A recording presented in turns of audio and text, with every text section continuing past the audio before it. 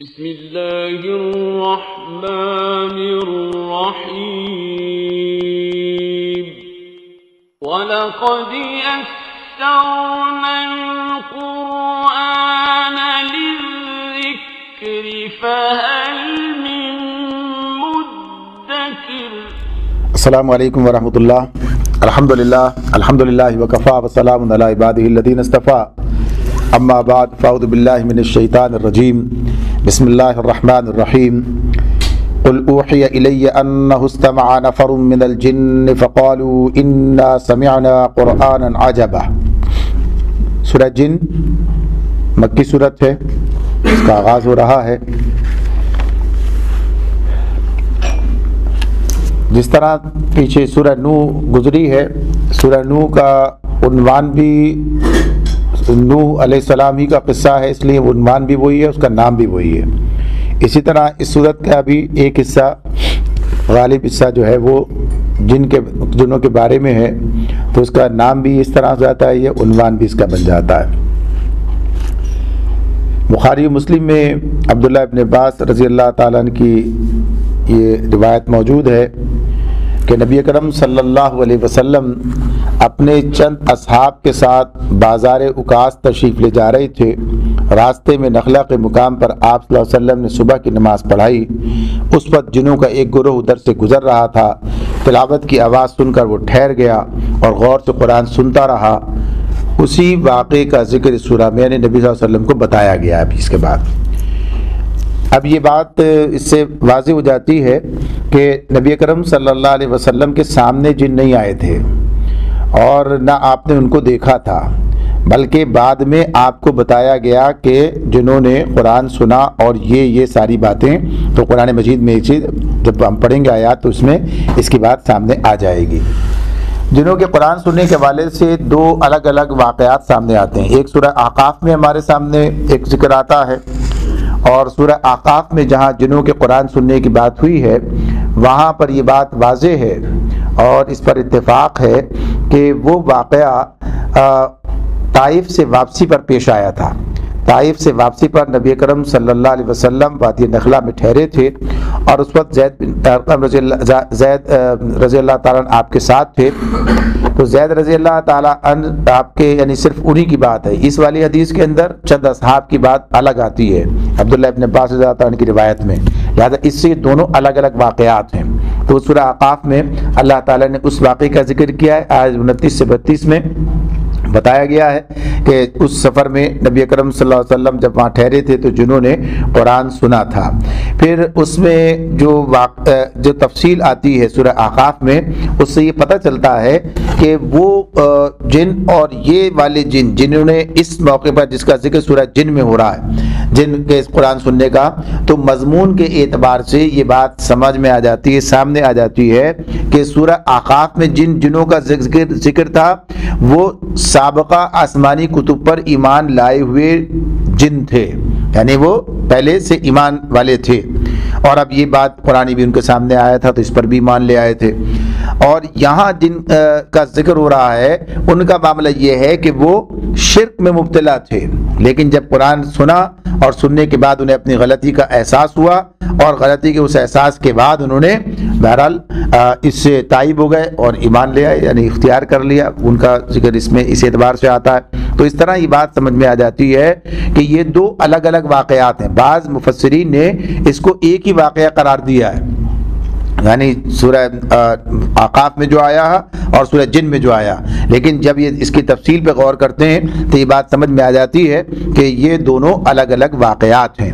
ایک واقعہ جو ہے 10 نبی میں جب طائف سے واپس آ رہے ہیں، اور یہ جو ہے اس کے بارے میں عمومی طور پر یہ اندازہ اس کے مضامین سے بھی اندازہ ہوتا ہے کہ یہ مکے میں کے ابتدائی دور کے اندر یہ جو ہے یہ صورت نازل ہوئی ہے، اور اس وقت یہ واقعہ پیش آیا، اس لیے کہ اس میں یہ بات آئے گی مضمون کے اندر کہ جن یہ کہتے ہیں کہ ہم نے جب آسمانوں کی طرف گئے اور ہم نے وہاں پر ایسا انتظام پایا کہ ہر طرف پہرے دار بیٹھے ہیں تو یہ کیا بات ہے، تو یہ قرآن کے نزول کا جو سلسلہ شروع ہو رہا تھا اس کے حوالے سے بات ہے وہ، تو اس کی تفصیل وہاں پر آ جائے گی، اسے پتہ چلتا ہے، اندازہ ہوتا ہے کہ یہ شروع کے دنوں میں نازل ہونے والی، مکے کے ابتدائی دور میں نازل ہونے والی سورت ہے۔ اچھا، یہاں اب یہ سورہ جن ہے تو جن کی بات بھی واضح طور پر سامنے آنی چاہیے کہ جن کے بارے میں جو تصورات لوگوں کے ذہنوں میں ہیں، کچھ لوگ تو ایسے بھی پائے جاتے ہیں کہ جو اس کا انکار کرتے ہیں، انکار کر دیتے ہیں بغیر سوچے سمجھے، اور وہ سمجھتے ہیں کہ یہ بھی بس انہی اوہام و خرافات میں ہے جو پہلے سے چلی آ رہی ہیں، تو یہ بھی اسی طرح کی بات ہے، اور جن ہے اور اس کے بارے میں مختلف قسم کی باتیں جو ہیں وہ کرتے ہیں، اور اس کی وجہ یہ کہ انہیں نظر نہیں آتے، وہ ان کے مشاہدے میں نہیں ہے۔ لیکن یہ معاملہ کہ جو چیز مشاہدے میں نہ ہو اس کا انکار کر دیا جائے، یہ کوئی دلیل نہیں ہے، اس لیے کہ خود اللہ رب العالمین کی ذات بھی ہمیں نظر نہیں آتی ہے، اس کا معاملہ اس اعتبار سے تو انکار نہیں کیا جا سکتا۔ تو یہ بات کہ کسی نے کائنات کی ساری حقیقتوں کو چھان پھٹک لیا، اسے پتہ چل گیا، اس لیے وہ کہتا ہے کہ نہیں ہے، تو یہ بات اس طرح نہیں ہے، بلکہ یہ وہی بات کہ جو چیز میرے محسوسات میں نہیں ہے گویا کہ وہ نہیں ہے، تو یہ کوئی استدلال نہیں ہے کہ جو محسوس میں نہیں ہے وہ موجود نہیں ہے، اور جو موجود ہے اگر موجود ہے تو اسے لازماً محسوس ہونا چاہیے، ہم اسے دیکھ سکیں، ہم اسے چھو سکیں، ہم اسے جو ہے اسے محسوس کر سکیں، اس کو اپنے سامنے لا سکیں، تو یہ جو ہے یہ انسان کے ذہن کی تنگی کا معاملہ ہے، ورنہ یہ بات واضح ہے کہ بے شمار چیزیں آ جائیں گی ایسی کہ جن کا معاملہ اس طرح سے ہوگا کہ جو انسان کے تجربے اور مشاہدے میں براہ راست نہیں آتی ہیں۔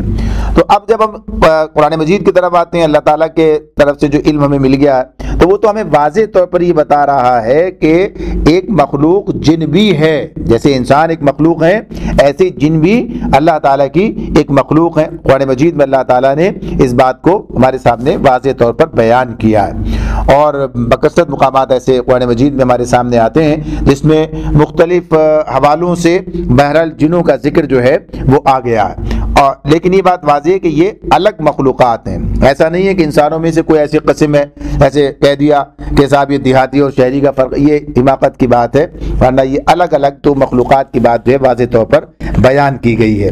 جب ہم دیکھتے ہیں سورہ رحمان تو آپ دیکھیے وہاں تو واضح طور پر ہی بات آتی ہے کہ برابر، یعنی اس میں جنوں اور انسانوں دونوں کو پوری صورت کے اندر مخاطب کیا گیا ہے، یہ بات وہاں پر آ جاتی ہے۔ پھر اسی طرح سے سورہ اعراف کے اندر یہ مضمون موجود ہوتا ہے، حامیم سجدہ، سورہ احقاف وغیرہ میں یہ سارے مضامین ہمارے سامنے آتے ہیں۔ ہمیں یہ بات بتائی گئی قرآن مجید کے ذریعے سے، یعنی جس سے پتہ چل جاتا ہے الگ مخلوق کے حوالے سے کہ انسانوں کو اللہ تعالیٰ نے مٹی سے پیدا کیا ہے اور جنوں کو آگ کی لپٹ سے پیدا کیا ہے۔ کہا ہے اللہ تعالیٰ نے بات بیان کی ہے کہ جنوں کا مادہ تخلیق آگ ہے، تو فرمایا ہے اللہ نے کہ ہم نے اس سے پہلے آگ کی لپٹ سے جنوں کو پیدا کر چکے تھے اور بعد میں انسانوں کو پیدا کیا۔ پھر اسی یہ بات بھی کہ پہلے پیدا کیے گئے، آدم سے پہلے جن پیدا کیے جا چکے تھے، جیسا کہ ابلیس کے بارے میں بات آتی ہے قرآن مجید میں یہ بات بتائی گئی کہ شیطان جسے کا نام ابلیس ہے یہ جنوں میں سے تھا، اور ظاہر ہے کہ آدم کے تخلیق سے پہلے تھا۔ جب آدم کو اللہ نے تخلیق کیا تو کہا کہ آدم کو سجدہ کرو، اور اس نے سجدہ نہیں کیا، یعنی اس کے پاس یہ اختیار تھا کہ مانے یا نہ مانے، تو اس اعتبار سے اس نے یہ سرکشی کی، تو اس کے بارے میں بات آتی ہے کہ یہ جو ہے جنوں میں سے تھا۔ پھر سورہ اعراف میں یہ بات ہمارے سامنے آ جاتی ہے، سورہ اعراف کے تیسرے رکوع میں جہاں یہ آدم علیہ السلام کا ذکر قصہ بیان ہوا ہے، وہیں یہ بات شیطان کا اس کا اپنا طرز عمل اور وہ سب پورا واقعہ ہے، تو اس کے اندر آگے چل کر تیسرے رکوع میں آیت 27 میں اللہ تعالیٰ نے یہ بات بتائی ہے کہ جن انسانوں کو دیکھتے ہیں مگر انسان جنوں کو نہیں دیکھتے، یعنی وہ انسانوں کو دیکھتے ہیں انسان ان کو نہیں دیکھتے، یہ بات بتا دی گئی ہے۔ پھر یہ بات بھی بتائی گئی ہے کہ جن جو ہے وہ اللہ تعالیٰ نے کچھ خصوصی جو ہے طاقتیں دے رکھی ہیں، یہ بات ہے، تو اس میں سے ایک بات یہ ہے کہ جن عالم بالا کی طرف پرواز کر سکتے ہیں مگر ایک حد سے آگے نہیں جا سکتے، اس میں بھی یہ بات آئے گی۔ سورہ ملک کے اندر بھی یہ بات جو ہے سامنے آتی ہے، اللہ رب العالمین نے بتائی ہے، اور سورہ صافات کے اندر بھی بات آتی ہے کہ اگر وہ ایک حد سے آگے نکلنے کی کوشش کرتے ہیں، چوری چھپے کو سننا چاہتے ہیں، تو شہاب ثاقب ان کو مار بھگاتے ہیں، یعنی یہ بات جو ہے اس سے پتہ چل جاتی ہے۔ تو ان کے پاس کوئی غیب کا علم نہیں ہوتا، بلکہ وہ یہ کچھ سننے اور جو ہے اس طرح کی ٹو لینے کی کوششیں کرتے ہیں۔ پھر یہ بات بھی واضح قرآن مجید کے ذریعے ہو جاتی ہے کہ زمین کی خلافت اللہ تعالیٰ نے انسان کو دی ہے، اور انسان جنوں سے افضل مخلوق ہیں، یعنی انسان کا معاملہ کیا ہے؟ اشرف المخلوقات، یہ بات اللہ تعالیٰ کی طرف سے مقرر ہے۔ اور یہ بات بتا دی گئی کہ خلافت جو ہے اس کے لیے اللہ نے انسان کو ہی منتخب کیا ہے، اور شیطان کو یہی اعتراض ہو رہا تھا کہ انسان کو کیسے، آپ مجھے تو آگ سے پیدا کیا، ایسے مٹی سے، تو یہ کیسے مجھ سے آگے نکل گیا؟ تو یہ بات بھی واضح ہو جاتی ہے۔ تو اللہ رب العالمین نے یہ ساری چیزیں قرآن مجید نے بتائی ہیں، تو اسی میں یہ بات بھی آ جاتی ہے کہ جن انسان کی طرح ایک با اختیار مخلوق ہیں، ظاہر اس کے بعد اختیار نہ ہو اسے حساب لینا کیا معنی رکھتا ہے؟ اللہ نے جنت دوزخ کے معاملے میں ان کی بات بھی کی ہے، یعنی جنوں کی بات بھی کی ہے، تو ظاہر سی بات ہے کہ معصیت کا معاملہ، ایمان کا معاملہ، یہ کفر کا معاملہ، یہ سب کب ہے؟ جب اختیار ہو۔ جہاں اختیار ہی نہ ہو تو وہاں اس کا سوال ہی پیدا نہیں ہوتا۔ تو بہرحال جیسا اختیار انسان کے پاس ہے کفر و اسلام کا، معصیت اور نیکی کا، ایسا ہی اختیار جو ہے جنوں کے پاس بھی ہے، تو اس لیے ان کے ایمان کا ذکر اس صورت کے اندر ہمارے سامنے آ جاتا ہے۔ تو اللہ رب العالمین یہ ساری باتیں اس کے بارے میں ہمیں بتا دی ہیں کہ یہ جنوں کا معاملہ ہے۔ تو بہرحال یہ جن اپنا ایک مستقل خارجی وجود رکھتے ہیں، اور وہ انسانوں سے الگ ایک دوسری نوع کی پوشیدہ مخلوق ہیں۔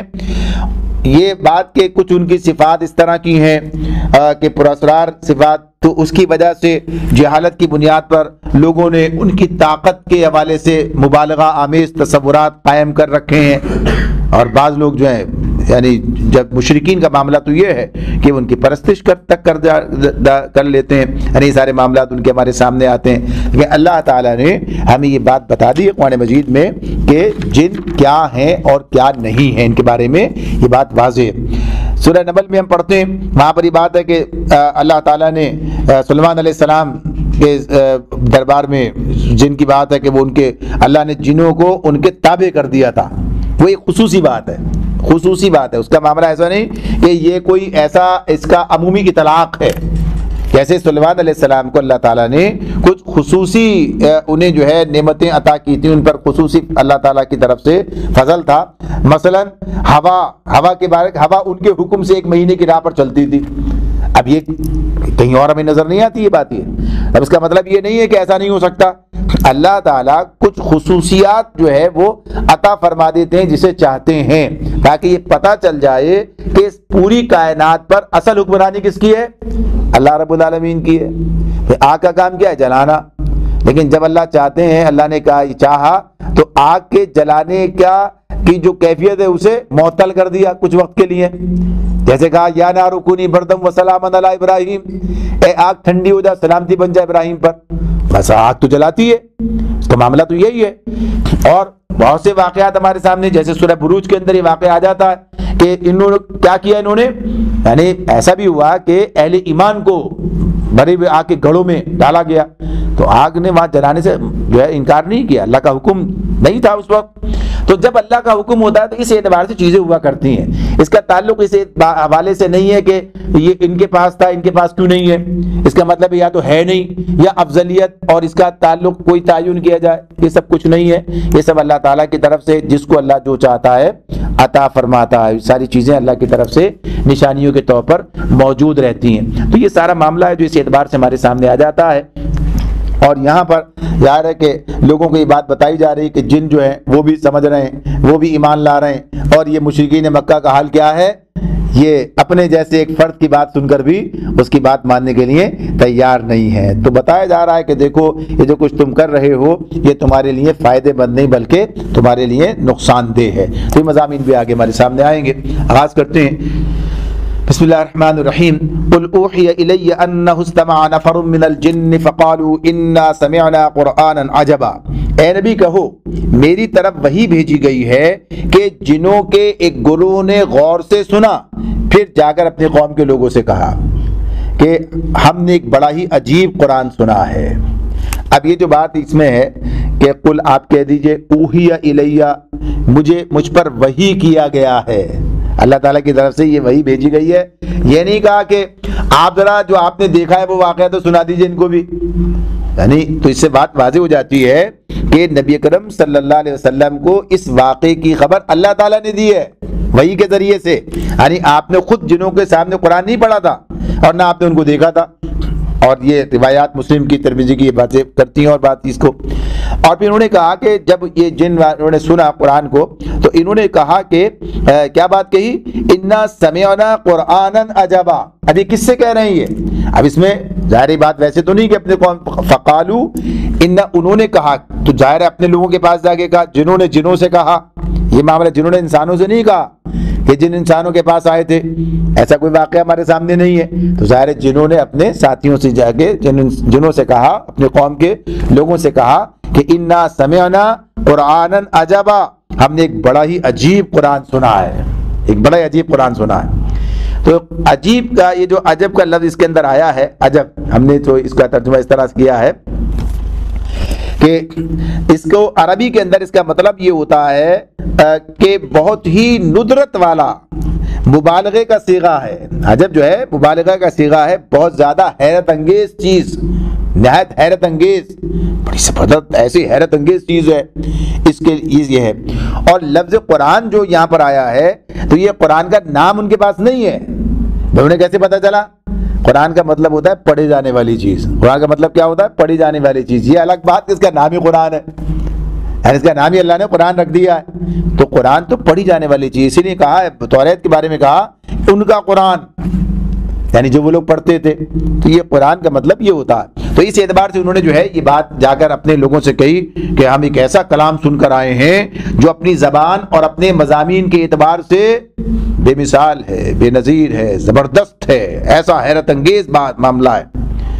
تو اس سے کیا پتہ چلتا ہے؟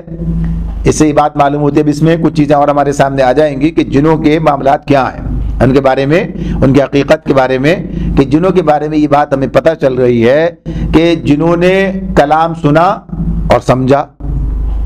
یعنی ہماری زبان, ہمیں تو نہیں پتہ جن کون سی زبان بولتے ہیں, ہم نے تو جنوں کو بولتے ہوئے نہیں سنا ہے. لیکن جن کے اب یہاں بات آ رہی ہے سامنے کہ جنہوں نے سنا اور سمجھا, جبھی تو کہہ رہے زبردست قرآن سنا ہے. مجھے بات سمجھ میں نہیں آتی تو اس کے بارے میں کیسے کہہ سکتے ہیں کہ بہت زبردست ہم نے جو ہے کلام سنا ہے؟ تو اس کو سمجھا, یعنی اتنی عربی انہیں آ رہی ہے, اتنی عربی وہ جانتے ہیں کہ اس کلام کی بلاغت کو انہوں نے محسوس کیا ہے, کتنا زبردست کلام ہے. اور اس کے اندر جو اللہ تعالیٰ نے جو باتیں بیان کی ہیں, اس کے بلند پایا مضامین ہیں, ان کو بھی انہوں نے سمجھا ہے. جبھی تو کہہ رہے ہیں کہ انا سمعنا قرآنا عجبا, ہم نے ایک بڑا عجیب قرآن سنا ہے. تو یہ سب باتیں پتہ چل رہی ہیں. یہ بات ہمیں معلوم ہو رہی ہے کہ ہاں دیکھیے بات اس طرح سے ہے کہ اللہ تعالیٰ نے کس کو کیا صلاحیت دی ہے, یہ اللہ کی مرضی ہے. دیکھیے بعض جانور ایسے ہیں کہ جو طاقت میں انسان سے آگے ہیں, تو انسان سے افضل تھوڑی ہو جاتے ہیں.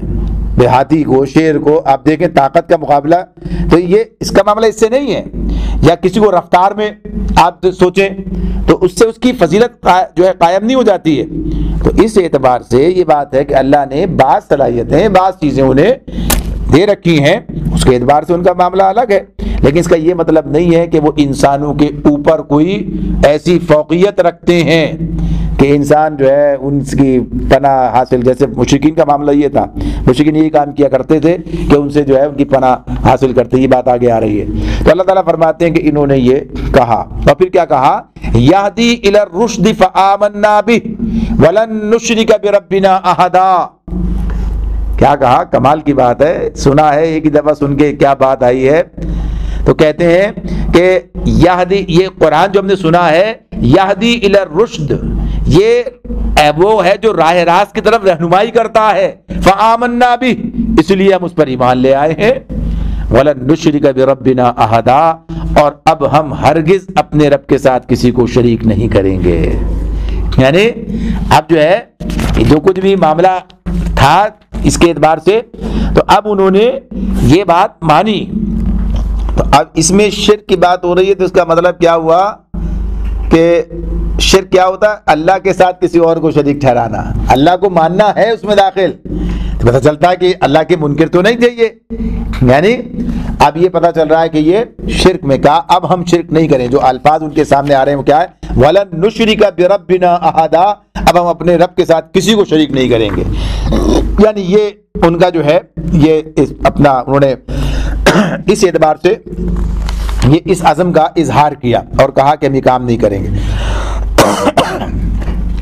تو اس میں تیسری بات ہمارے سامنے یہ آ جاتی ہے کہ ان کا معاملہ کس اعتبار سے کہ انہوں نے قرآن سننے کے بعد، قرآن کو سمجھنے کے بعد ان کے اندر جو تبدیلی آئی ہے، یعنی یقیناً نبی کرم صلی اللہ علیہ وسلم کوئی ایسی صورت تلاوت کر رہے ہیں جس میں ان کے عقیدے کی اصلاح کا معاملہ ہے. تو اگلی آیت آ رہی ہے ہمارے سامنے، وہ کیا کہتے ہیں؟ وَأَنَّهُ تَعَالَى جَدُّ رَبِّنَا مَا اتَّخَذَ صَاحِبَةً وَلَا وَلَدًا، اور یہ کہ ہمارے رب کی شان بہت اعلیٰ و رفع ہے، اس نے کسی کو بیوی یا بیٹا نہیں بنایا ہے.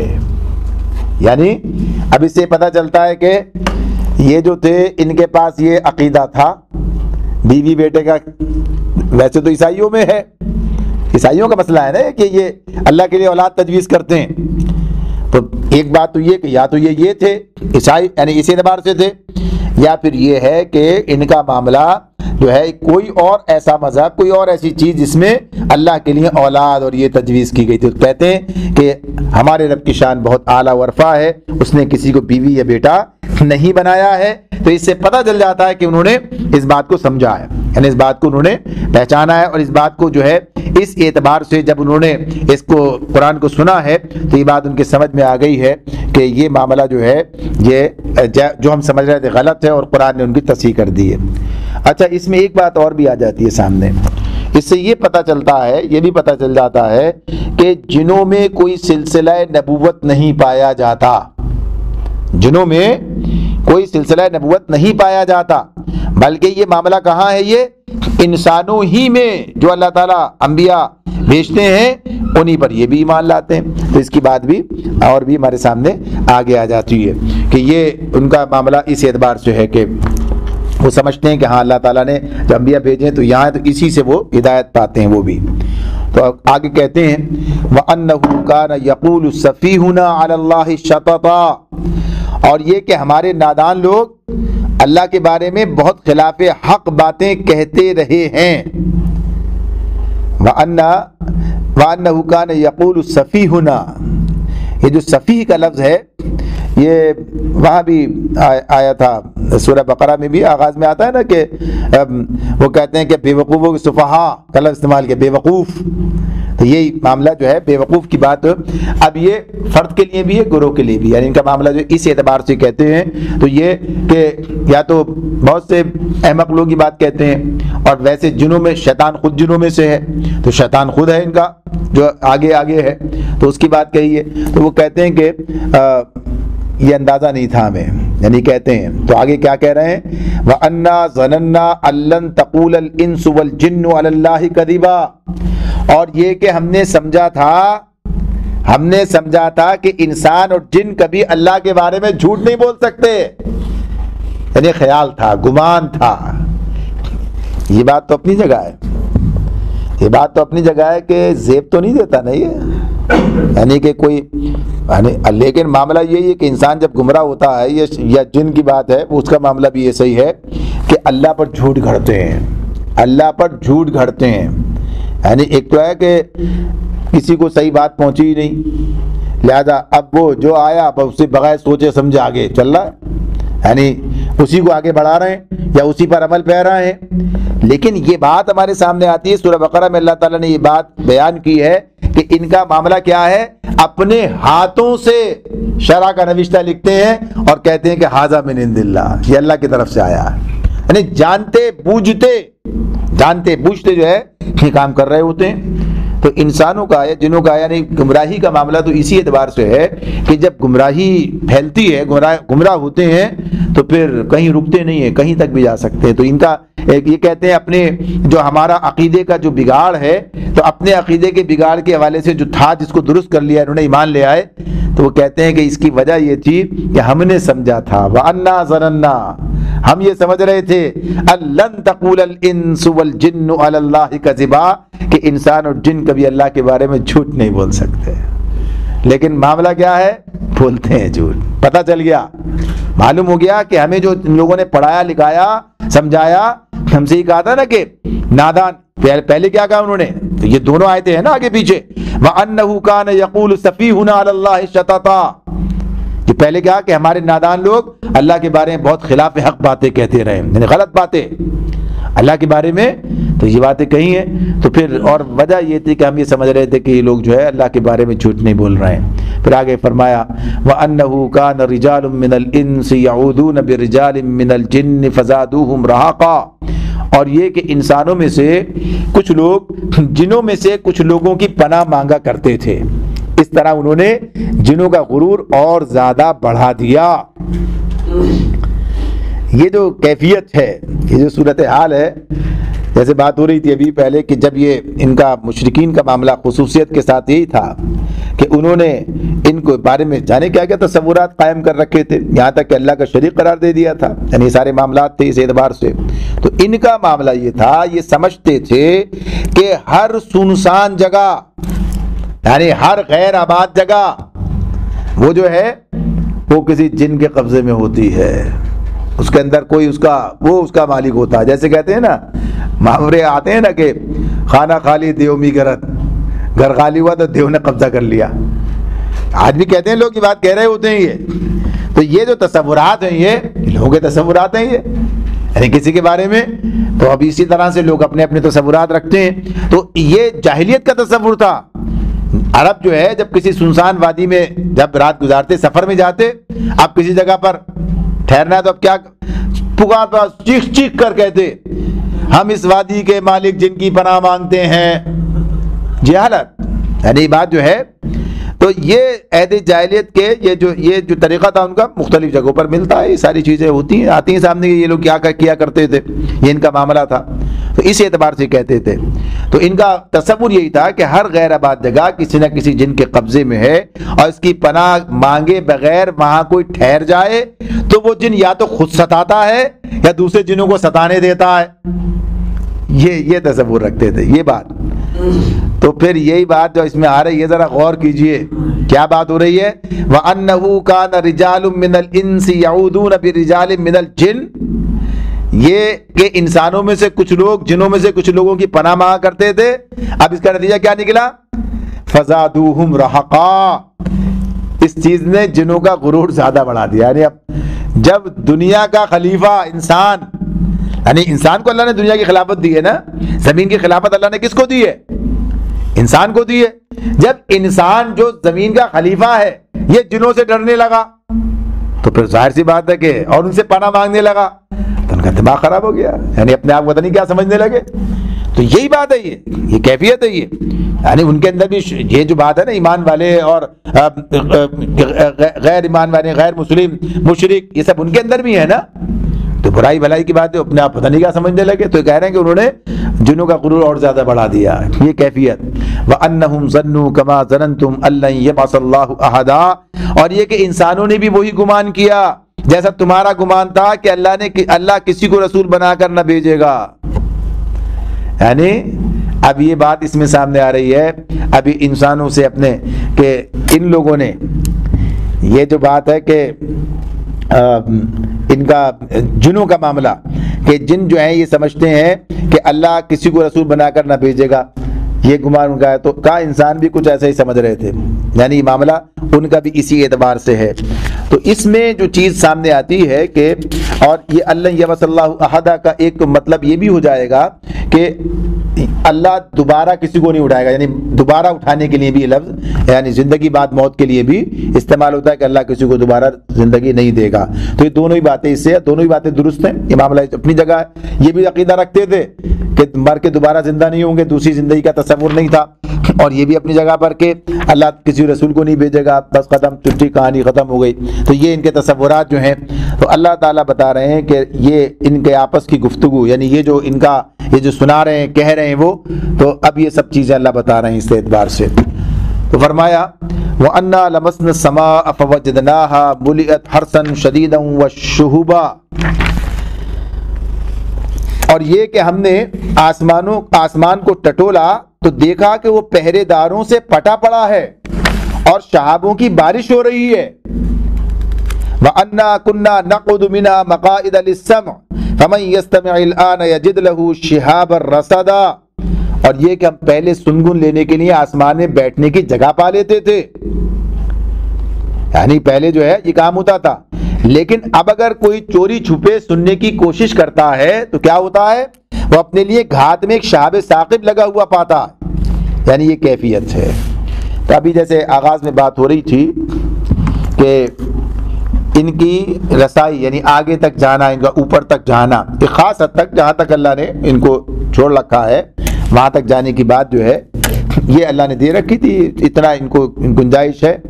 تو یہ جب جاتے اور اسی طرح سے جو پیغام فرشتوں کو ملتے اس میں کچھ سنگن لینے کی کوشش کی، یہ مضمون الگ بھی قرآن مجید میں ہمارے سامنے آتا ہے کہ یہ کچھ لے کے اڑے تو ان کے پیچھے شرح اس نے پیچھا کیا، تو اس کا مطلب لینا کچھ کرنا سنگن کے چکر میں یہ ان کا تھا وہاں. لیکن اب جو یہ دیکھ رہے تھے کہ بالکل ہی الگ ہی کوئی صورتحال ایسی بنی ہوئی ہے، ہر طرف پہرے داریاں ہیں، ہر طرف پورا نظام ایک دم سب چاق و چوبند اور اس طرح سے گویا ہر طرف باندھ کے رکھا ہوا ہے. تو اب یہ چیز جو انہوں نے دیکھی ہے تو اس اعتبار سے اب یہ اس معاملے میں حیران ہیں. اب اس حیرانی کا معاملہ کیا ہے تو یہ آگے والی بات آیت بتاتی ہے، وَأَنَّا لَا نَدْرِي أَشَرٌ أُرِيدَ بِمَنْ فِي الْأَرْضِ أَمْ أَرَادَ بِهِمْ رَبُّهُمْ رَشَدًا. اور یہ کہ ہماری سمجھ میں نہ آتا تھا کہ آیا زمین والوں کے ساتھ کوئی برا معاملہ کرنے کا ارادہ کیا گیا ہے یا ان کا رب انہیں راہ راست دکھانا چاہتا ہے. یعنی یہ معاملہ، یہ جو چیز کہ یہ جو غیر معمولی انتظام جو اعلیٰ بالا کا نظر آتا ہے، تو اب اس کی دو باتیں یہاں یہ بیان کر رہے ہیں، تو اسی سے یہ بات سمجھ میں آتی ہے. یہ کہتے ہیں کہ وَأَنَّا لَا نَدْرِي، ہم نہیں سمجھ رہے تھے، أَشَرٌ أُرِيدَ بِمَنْ فِي الْأَرْضِ، یعنی زمین والوں کے لیے کوئی برا یعنی کوئی شر کا معاملہ، یعنی کوئی عذاب کا معاملہ ہے، ان کے اوپر کوئی پکڑ ہونے والی ہے، کوئی اللہ کا عذاب جو ہے دنیا پہ آنے والا ہے کہ اس کے لیے پیشگی انتظامات ہیں، یہ کہ کوئی خبر یہاں سے نہ لے جائے، کوئی بات ایسی نہ ہو، یعنی جو بھی ہے. تو بہرحال یہ دو صورتوں میں یہ انتظام وہ سمجھتے ہوا کرتا تھا. اس سے پتہ چلتا ہے کہ دو صورتوں میں یہ انتظام ہوا کرتا تھا. ایک یہ اشر ارید بمن فی الارض کہ جب زمین والوں کے لیے کوئی برا ارادہ نہیں، کوئی ان کے لیے کوئی عذاب کی خبر ہو، کوئی ایسا معاملہ اللہ تعالیٰ نے ان کے بارے میں کوئی فیصلہ کر لیا ہو. اور دوسرا معاملہ کیا تھا، ام اراد بہم ربہم رشدا. دوسرا معاملہ کب ہوتا تھا یہ انتظام، یا یہ کہ ان کا رب انہیں راہ راست دکھانا چاہتا ہے، ان کا رب انہیں راہ راست دکھانا چاہتا ہے. یعنی انبیاء کی بعثت کے موقع پر، کتابوں کی تنزیل کے موقع پر بھی ایسا ہی انتظام کیا جاتا کہ کوئی اس میں دخل اندازی نہ کر سکے، کوئی اس میں در اندازی نہ کر سکے، یا اس میں سے کوئی پہلے سے کچھ لے نہ جائے رسول کے پاس پہنچنے سے پہلے.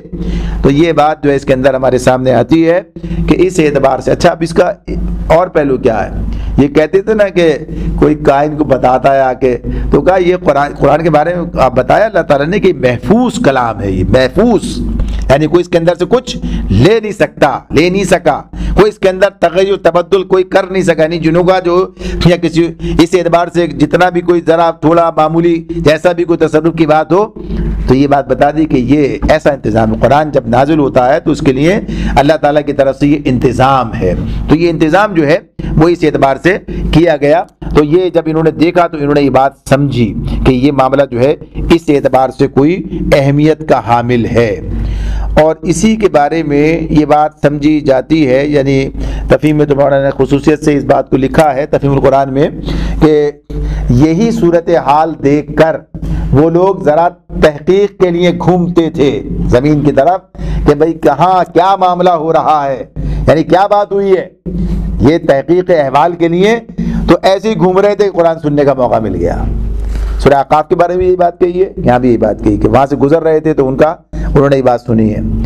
اور یہ بات بہرحال اپنی جگہ پر ہے کہ یہ جو فصل ہے دونوں کا کیا معاملہ، الگ الگ خطوں کے لوگ ہیں، الگ الگ ہیں کہ انہوں نے پہلی دفعہ سن کے بات پہنچا دی ہے تو ان تک دوسروں تک نہیں پہنچی ہے، کیا معاملہ ہے. بہرحال یہ بات ہمارے سامنے نہیں ہے کہ دوسروں نے جو 10 نبی میں سنی ہے اور یہ شروع کے اندر کی بات سامنے آتی ہے. تو اس اعتبار سے یہ سننا یہ قرآن کا یہ بہرحال اتفاقی طور پر ہے، لیکن اس سے پیچھے یہ سارا معاملہ ان کے سامنے موجود تھا. تو تو انشاءاللہ گفتگو اس حوالے سے جاری رہے گی۔ اللہ تعالیٰ میں سمجھنے اور عمل کرنے کی توفیق عطا فرمائے۔ وآخر دعوانا ان الحمدللہ رب العالمین۔